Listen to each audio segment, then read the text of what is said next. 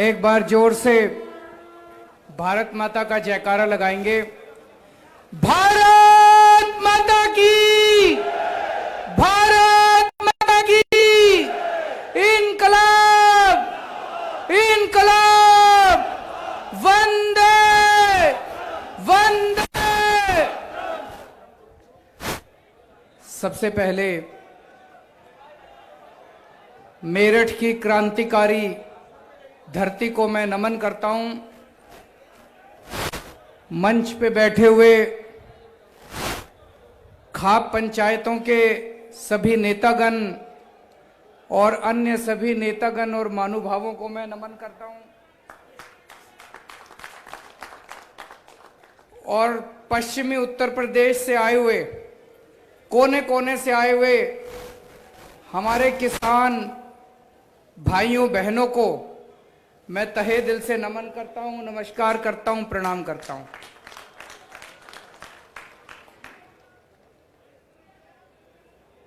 दोस्तों, आज अपने देश का किसान बहुत ज्यादा पीड़ा में है। आज हमारे देश का किसान बहुत ज्यादा दुखी है। 3 महीने से ज्यादा हो गए, 95 दिन हो गए। 95 दिनों से कड़कती ठंड में, पिछले 95 दिनों से दिल्ली के बॉर्डर के ऊपर हमारे किसान भाई अपने परिवार, अपने बच्चों, छोटे छोटे बच्चों के साथ धरने पे बैठा हुआ है। किसी को मजा नहीं आता ऐसे धरना करने में, किसी को मजा नहीं आता इतनी ठंड के अंदर अपने शरीर को गलाने में। 250 से ज्यादा किसान भाइयों की शहादत हो चुकी है। छोटी बात नहीं है, 250 लोग शहीद हो चुके हैं पिछले 3 महीने के अंदर।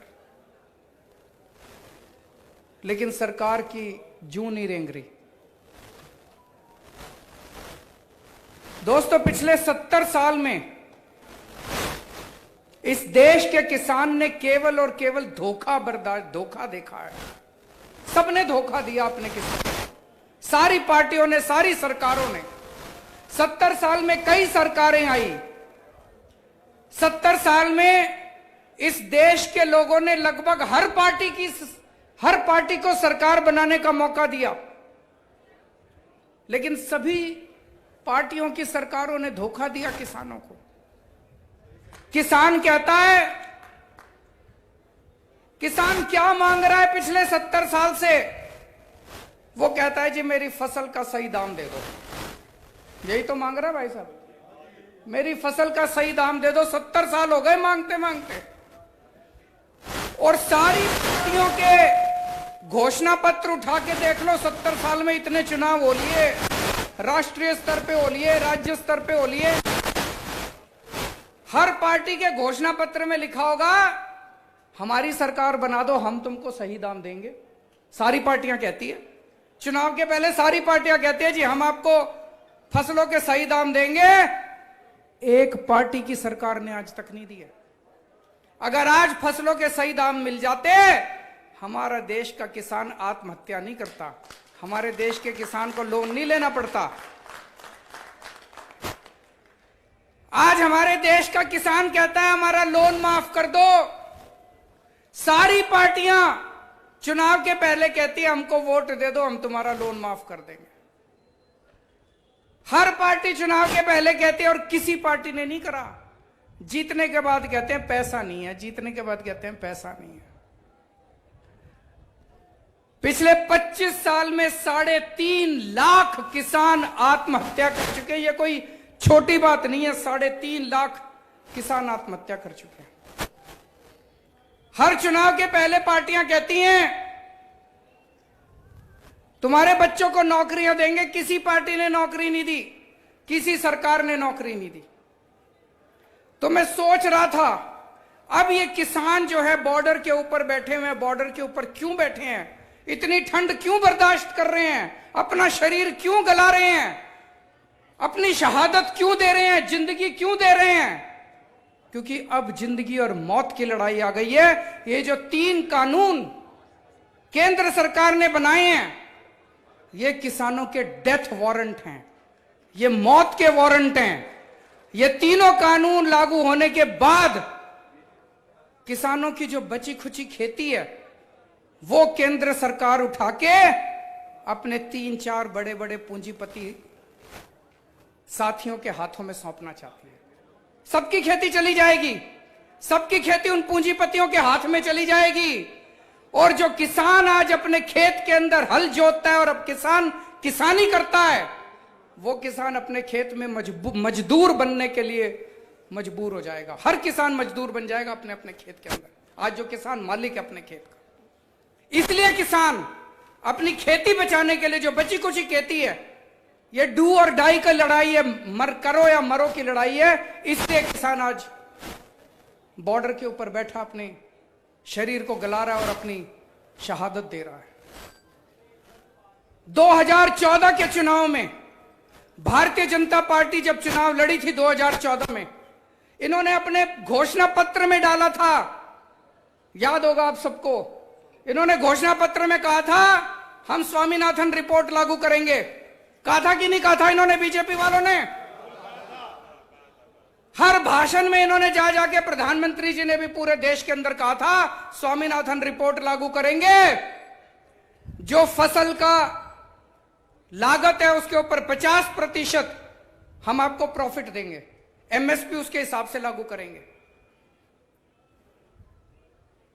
अपने किसान बेचारे भोले वाले हैं, सारों ने जम के वोट दे दिया इनको। लोगों को लगा अब क्रांति आने वाली है और इनकी सरकार बन गई, भारी बहुमत से सरकार बन गई। भाई साहब, सरकार बनने के 3 साल के अंदर इसी केंद्र की भाजपा सरकार ने सुप्रीम कोर्ट में एफिडेविट दायर किया है। एफिडेविट में इन्होंने सुप्रीम कोर्ट में लिखा है, भारतीय जनता पार्टी की सरकार ने सुप्रीम कोर्ट में एफिडेविट में लिखा है कि एमएसपी नहीं देंगे। बात बताओ जी, पता होगा आप लोगों को? आज मैं लाना भूल गया, आपको दिखा देता। केंद्र सरकार का भारतीय जनता पार्टी का एफिडेविट सुप्रीम कोर्ट के अंदर 3 साल 2014 में सरकार बनाने के 3 साल के अंदर इन्होंने सुप्रीम कोर्ट में लिख के दे दिया एमएसपी लागू नहीं करेंगे। ये तो धोखा हो गया जी, ये तो पीठ में छुरा घोंप दिया, झूठ बोल के वोट ले लिए किसानों के। किसान बेचारे भोले वाले थे, 70 साल से धोखा खा रहे थे। किसानों ने सोचा चलो भाई इस बार ये लोग कह रहे हैं, इनकी बात मान लेते हैं। इनकी बातों में आके किसानों ने वोट दे दिया और इन्होंने धोखा दे दिया। आज पूरे देश के अंदर जिस तरह से किसानों पे ये सरकार अत्याचार कर रही है, पानी की बौछारें बरसाई जा रही हैं, वाटर कैनन छोड़े जा रहे हैं, लाठियां बरसाई जा रही हैं, कीलें ठोकी जा रही हैं। ये दुश्मन है क्या हमारे देश के? ये किसान है हमारे देश के दुश्मन है? ऐसे तो कोई दुश्मन के साथ नहीं करता। ऐसे तो अंग्रेजों ने नहीं करा था हमारे किसानों के साथ। जब अंग्रेज थे, अंग्रेजों ने भी इतने जुल्म नहीं करे थे। उठा के देख लो इतिहास, इतिहास के अंदर जब अंग्रेज आते थे अपना वसूल करने के लिए अपना लगान, ऐसे इतने अत्याचार तो उन्होंने अंग्रेजों ने नहीं करे थे। कीले ठोकने का काम तो अंग्रेजों ने नहीं करा था, तुमने तो अंग्रेजों को भी पीछे छोड़ दिया। और अब ये हमारे किसानों पे झूठे मुकदमे कर रहे हैं। ये लाल किले का पूरा कांड इन्होंने खुद कराया कि नहीं कराया है?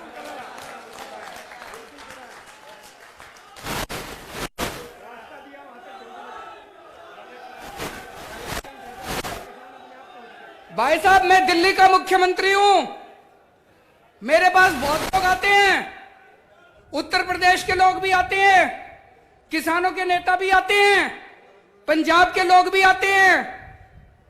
सबने मेरे को आके कहा जी, उस दिन उन्होंने जानबूझ के रास्ता दे रहे थे, बोले हमको तो दिल्ली का रास्ता नहीं आता था। वो खड़े थे और कह रहे थे इधर से जाओ, इधर से जाओ, इधर से जाओ, जानबूझ के उधर भेज रहे थे। और जिन्होंने झंडे फहराए वो इनके अपने कार्यकर्ता थे। हमारा किसान कुछ भी हो सकता है, हमारा किसान अपनी जान दे सकता है, हमारा किसान देशद्रोही नहीं हो सकता।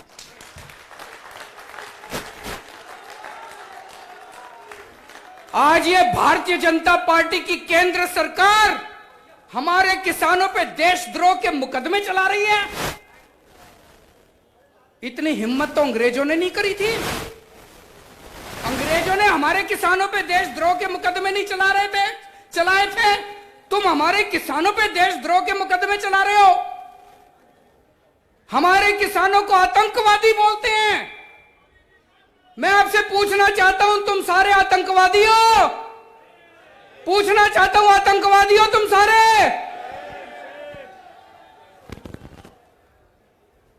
दोस्तों, ऐसे हजारों हजारों लाखों किसान हैं। एक किसान के दो बेटे हैं। एक बेटा भाई साहब आपको देश के बॉर्डर पे मिलेगा और दूसरा बेटा आज आपको दिल्ली के बॉर्डर पे मिलेगा।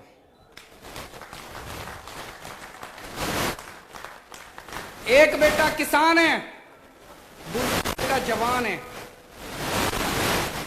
आज जब हमारे देश के बॉर्डर के ऊपर खड़ा हुआ सैनिक देखता है कि ये भारतीय जनता पार्टी वाले और उनकी केंद्र सरकार दिल्ली के बॉर्डर पे बैठे हुए मेरे भाई को और मेरे बाप को आतंकवादी बोल रही है, तो दोस्तों सोच सकते हो उसके सीने पे कितना उसको दुख होता होगा।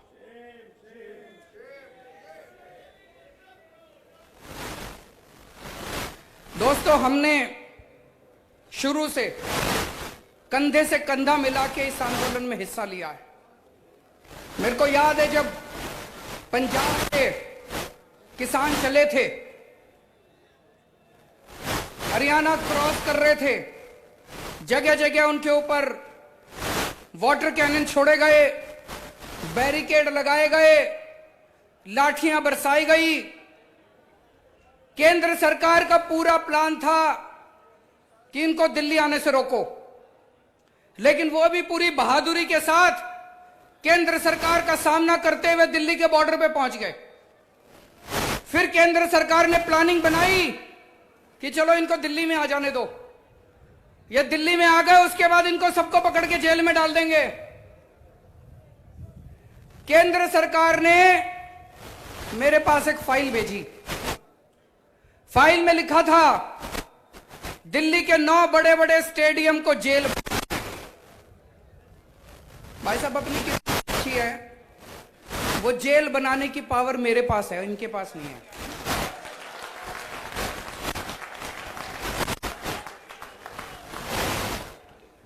इनको फाइल मेरे पास भेजनी पड़ी, तो इन्होंने फाइल मेरे पास भेजी और उसके भाई साहब जितने फोन पे फोन ये फाइल क्लियर। पहले प्यार से बोले, फिर धमकी दी इन्होंने। हमने फाइल क्लियर नहीं की भाई साहब, इनको जेल नहीं बनाने दिए स्टेडियम।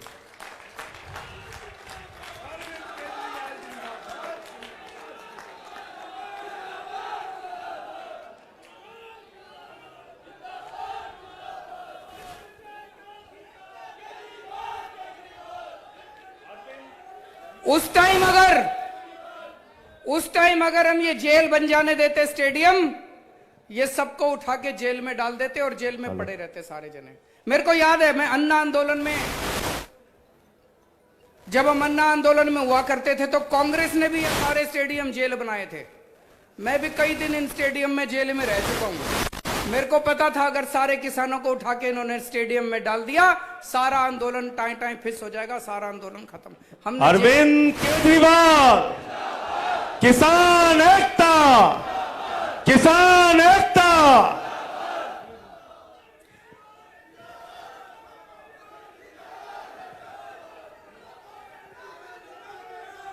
किसान एकता, जय जवान, जय जवान।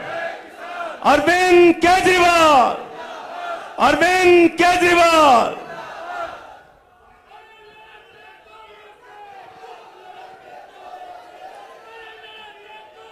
तो दोस्तों, इनको हमने जेल नहीं बनाने दिया। और जब से किसान दिल्ली के बॉर्डर पे आके बैठे हैं। हमारी सरकार की तरफ से, हमारी पार्टी की तरफ से तन मन धन से हम उनकी पूरी सेवा कर रहे हैं।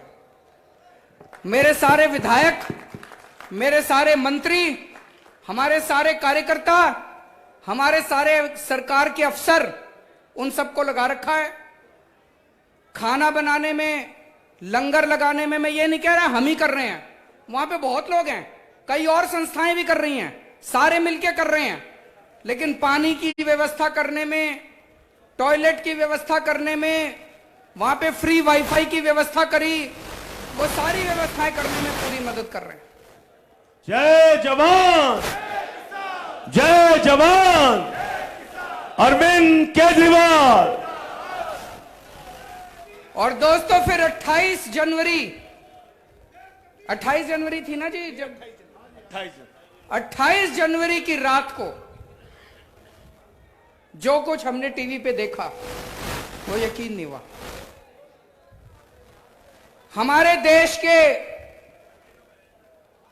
महान किसान नेता बाबा महेंद्र सिंह टिकैत के सुपुत्र राकेश सिंह टिकैत जी,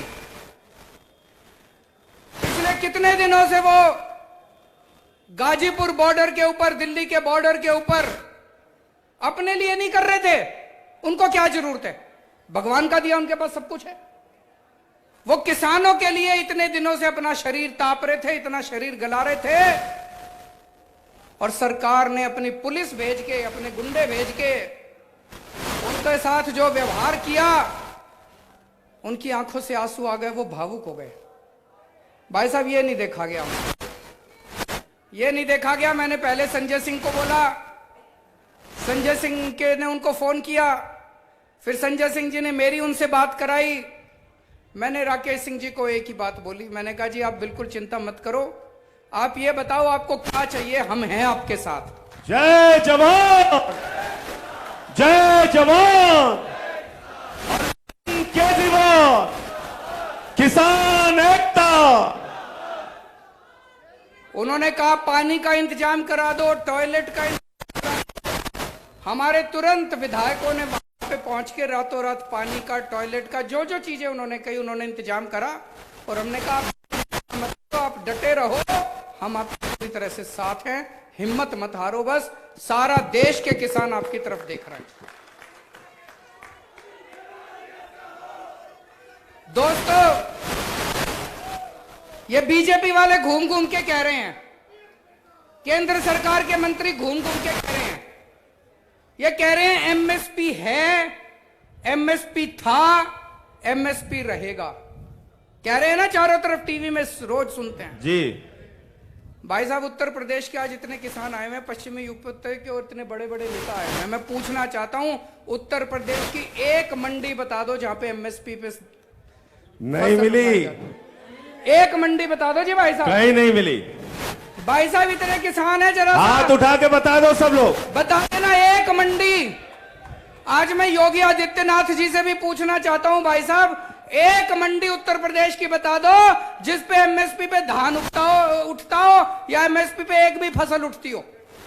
मैं भी देख के आऊंगा, हम सारे चलेंगे देखने। नहीं उठती, वो मंडी देखने चलेंगे जहां पे एमएसपी पे फसल उठती हो। कि झूठ क्यों बोलते हो तुम? सुबह शाम झूठ बोलते हैं, एमएसपी थी, एमएसपी रहेगी। अरे कहां है एमएसपी? दिखा दो कहां एमएसपी पे धान उगती है, मिलती उठती है। और ये लोग कह रहे हैं जब आप किसान नेता इनसे मिलने के लिए गए थे, इन नेताओं से केंद्र सरकार से बातचीत चल रही थी, तो किसान नेता जब बाहर निकले तो इनका मंत्री बोला, मैंने देखा सुना टीवी पे, कहता है एमएसपी नहीं दी जा सकती। क्यों नहीं दी जा सकती? कहता है इसमें 17 लाख करोड़ रुपए का खर्चा आएगा। भाई साहब आज आपके सामने मैं पढ़ा लिखा हूं अच्छा खासा। अरविंद केजरीवाल, किसान एकता, काला कानून वापस लो। और मैं आज आपके सामने फॉर्मूला रख रहा हूं, अगर केंद्र सरकार सुनती हो तो सुन ले। इस देश में नया पैसा खर्च किए बिना 23 की 23 फसलें एमएसपी पे लागू की जा सकती हैं। 23 की 23 फसलें एमएसपी पे सरकार उठा सकती है। सरकार 23 की 23 फसलें एमएसपी पे उठा सकती है। सरकार का एक नया पैसा खर्च नहीं होगा। ये लोग कह रहे हैं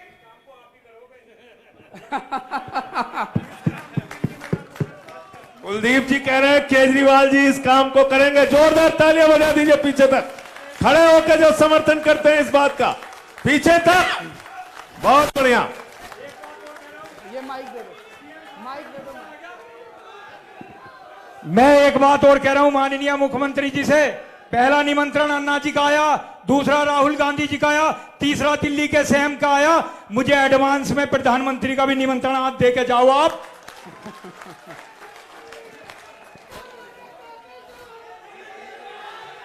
देश का नेता कैसा हो, देश का नेता कैसा हो, किसानों का नेता कैसा हो।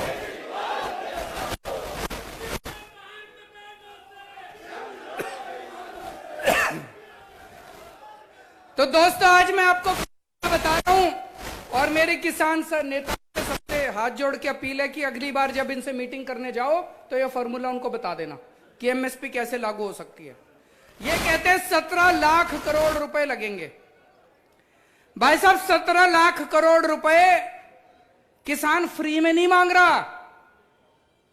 बदले में किसान आपको फसल देगा, बदले में किसान आपको गेहूं देगा, बदले में किसान आपको धान देगा, बदले में किसान आपको मक्की देगा, बदले में किसान आपको बाजरा देगा, बदले में किसान। केंद्र सरकार फसल के बदले में एमएसपी के ऊपर किसान को 17 लाख करोड़ रुपए देगी और सरकार के पास 17 लाख करोड़ की फसल आएगी। सरकार उस 17 लाख करोड़ की फसल को मार्केट में बेचेगी तो बेच के पैसा तो आएगा सरकार के पास। वो जो पैसा आएगा हो सकता है एक साल में, किसी साल में 17 लाख करोड़ के 18 लाख करोड़ भी आ जाए, 1 लाख करोड़ का मुनाफा हो जाए। किसी साल में हो सकता है थोड़ा घाटा भी हो जाए, 17 लाख करोड़ रुपए के 16 लाख करोड़ आ जाए।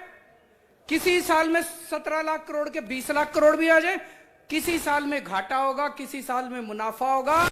सारा 10-15 साल में बराबर हो जाएगा।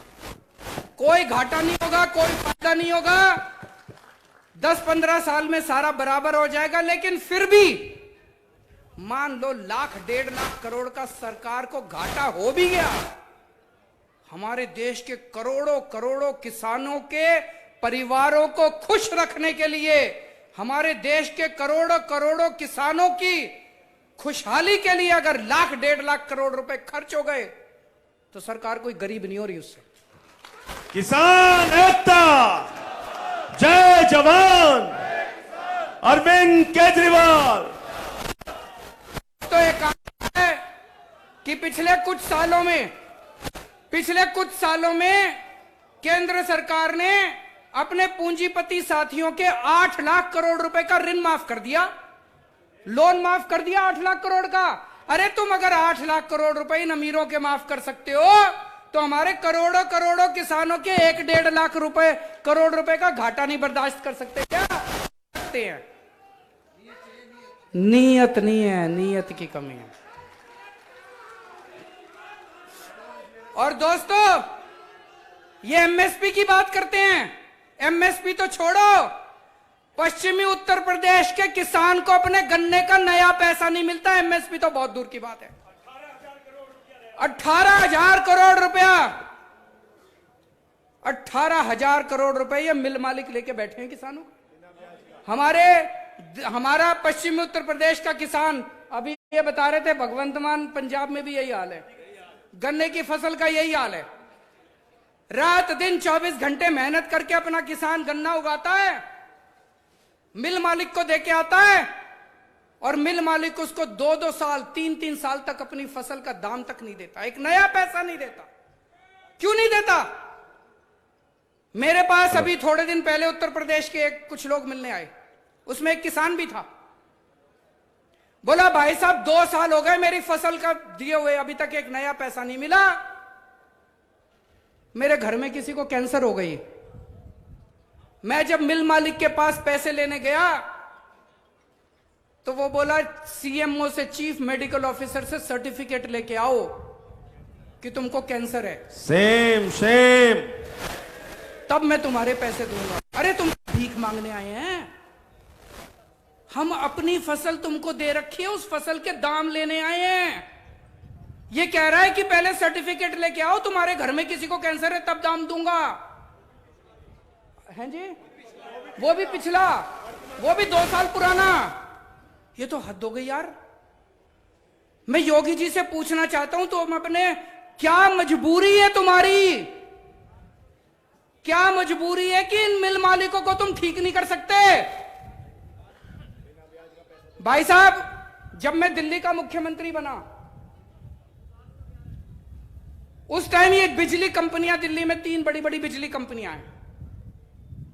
इन्होंने मेरे को, कई लोगों ने, हमने जब दिल्ली के चुनाव लड़े, हमने कहा था बिजली ठीक कर देंगे, बिजली कंपनियों को ठीक कर देंगे, बिजली 24 घंटे कर देंगे, बिजली मुफ्त कर देंगे।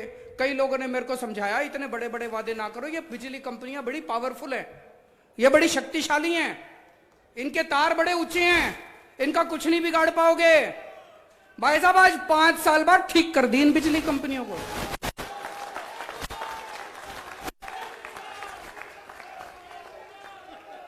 ये चू नहीं करती। पहले दिल्ली में 7-7, 8 घंटे के पावर कट लगते थे, 20-20 हजार रुपए के बिजली के बिल आते थे। आज 24 घंटे बिजली आती है और 0 बिजली का बिल आता है। मुफ्त में बिजली मिलती है लोगों को, दिल्ली के लोगों को मुफ्त में बिजली मिलती है जी, 24 घंटे बिजली मिलती है। यही बड़ी बड़ी पता नहीं क्या कहते हैं लोग, इतनी बड़ी बड़ी कंपनियां हैं, बड़ी पावरफुल कंपनियां हैं। केजरीवाल जी, ये काबू में आने वाली नहीं है, काबू में कर दी। और ये चीनी की कंपनियां, छोटी कंपनियां हैं। भाई साहब कह रहे हैं पैसे खाते हैं इनसे। ये इन पता खवे मिल वालों पता खवे, फिर बात क्यों बढ़ावांगे? मिल वालों पता पैसे जहां मंत्री का। मैं पूछना चाहता हूं योगी जी, आपकी क्या मजबूरी है कि आपकी पूरी की पूरी सरकार इन चीनी मिल मालिकों के सामने घुटने टेक के बैठी है? अगर आप अपने गन्ना किसानों को, इन मिल मालिकों से पैसे नहीं दिला सकते तो लानत है तुम्हारी सरकार को।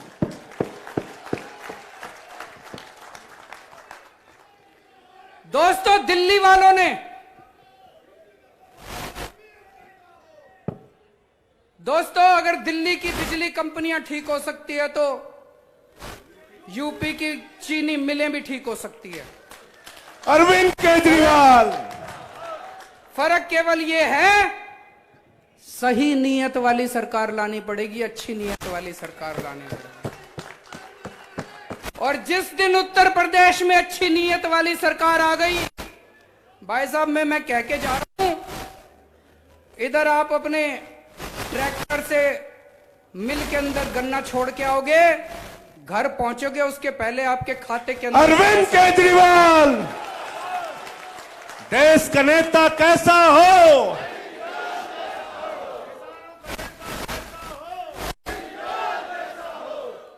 और ये गारंटी है, ये गारंटी है, ये हो सकता है कि आप अपने गन्ने को छोड़ के आओगे मिल के अंदर, घर पहुंचोगे, उसके पहले आपके खाते के अंदर पैसा आ जाएगा।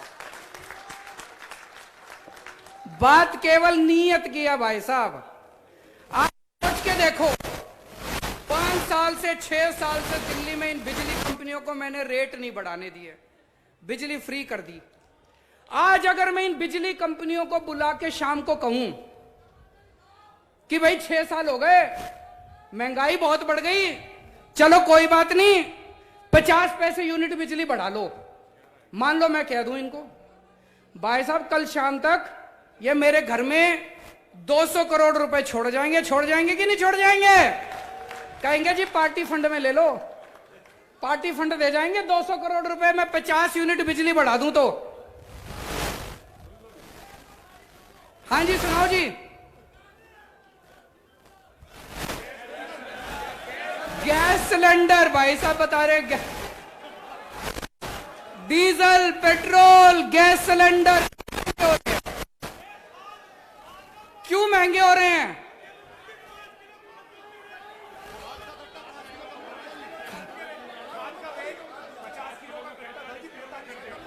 खाद का कट्टा 50 किलो से 45 किलो कर दिया नहीं कर दिया? रेट बढ़ा दिया और वजन कम कर दिया।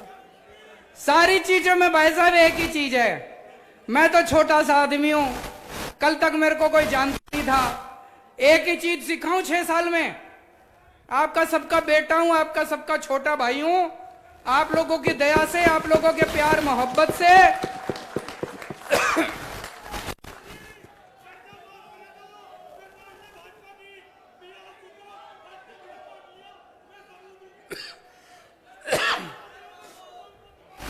अभी मैं अंदर जब से सरकार में गया हूं पिछले 6 साल से, मैंने एक ही चीज सीखी है भाई साहब, सरकार में पैसे की कमी नहीं है, नीयत की कमी है। नीयत। अरविंद केजरीवाल देश का नेता कैसा हो? अच्छी नीयत की सरकार ले आओ, 50 किलो का कट्टा 55 का हो जाएगा, गैस के दाम भी कम हो जाएंगे, पेट्रोल के दाम भी कम हो जाएंगे। और ये जो पश्चिमी उत्तर प्रदेश के, पूरे उत्तर प्रदेश में इन्होंने ट्यूबवेल के 25,000 रुपए लेने चालू कर दिया। 25,000 बिजली बताओ का तुम, किसानों से बिजली के 25,000 रुपए लेके गांवों में मीटर लगा दिए। दिल्ली के अंदर भाई साहब 75% जनता की बिजली मुफ्त है। दिल्ली के अंदर 75%। अरविंद केजरीवाल तो किसान एकता। तो अच्छी नीयत वाली सरकार ले आओ, जैसे दिल्ली वालों ने अच्छी नीयत वाली सरकार करी थी। दिल्ली में जैसे बिजली मुफ्त हो गई, यहां पे ट्यूबवेल नहीं, घर की बिजली भी मुफ्त कर देंगे।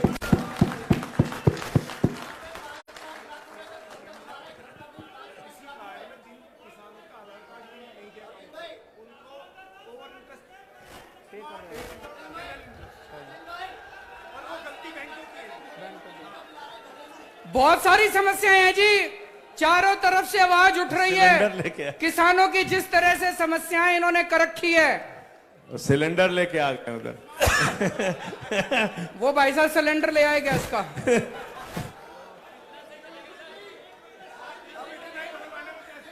अब घर में इतना ही सिलेंडर आया, इतने पैसे में। तो दोस्तों, एक बड़ा पेचीदा प्रश्न है। लोग कह रहे हैं जी लाखों किसान सड़कों पे उतरे हुए हैं। जब इतना बड़ा किसानों का आंदोलन चल रहा है, तो भाई साहब केंद्र सरकार ये कानून वापस क्यों नहीं ले रही? केंद्र सरकार की क्या मजबूरी है? केंद्र सरकार ने इन पूंजीपतियों के सामने क्यों घुटने टेक रखे हैं?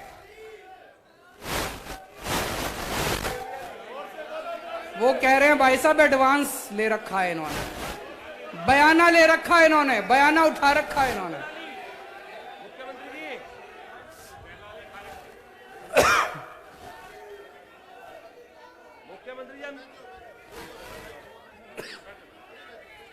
तो दोस्तों,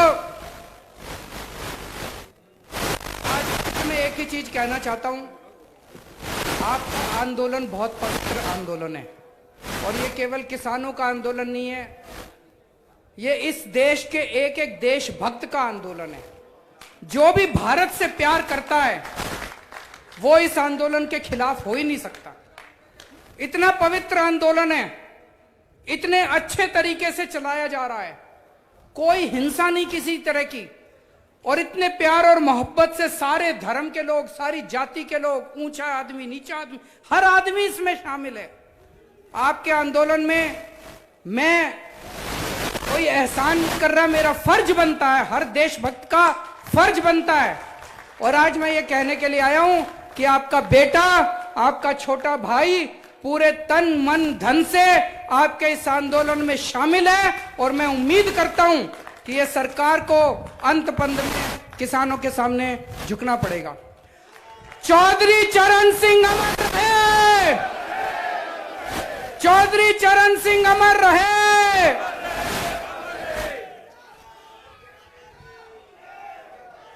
एक मिनट आप सब लोग रुके रहेंगे, कोई जाएगा नहीं। अभी